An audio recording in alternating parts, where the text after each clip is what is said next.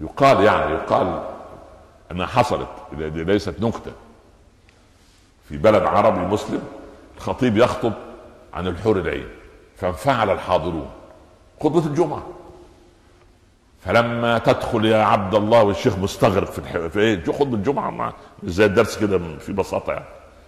فرأى بعضا من النساء الجميلات قال مرحبا هؤلاء هن الحور العين. قال اسكت يا عبد الله، هؤلاء خدمهن. يا خبر ابيض، دول خدم؟ طب ودونا على اللي احسن شويه. المهم فلما تجد طائفة أخرى أجمل وأجمل فاقترب قال انتظر يا عبد الله هن الوصيفات. الله، هو درجات إلى أن تدخل إلى قصرك في الجنة. ده مين اللي يقول؟ الإمام. الكل إيه؟ طط ويفتح ودانه. هو ده الخطيب المحترم كده. يقولوا الناس كده، مش الشيخ عمر يقول لي النار وبئس القرار وعذاب القبر. لا، ده راجل يتكلم عن الحور العين.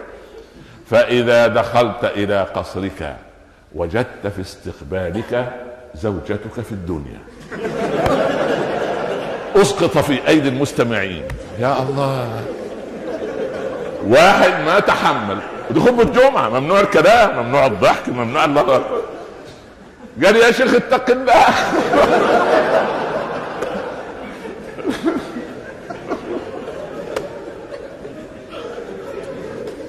واضح انه سعيد في بيته.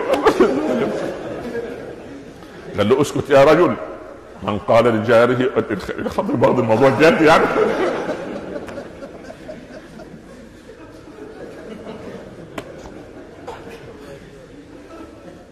المهم الامام يسكت في الزبون، الرجل انفعل خرج حدود معاه.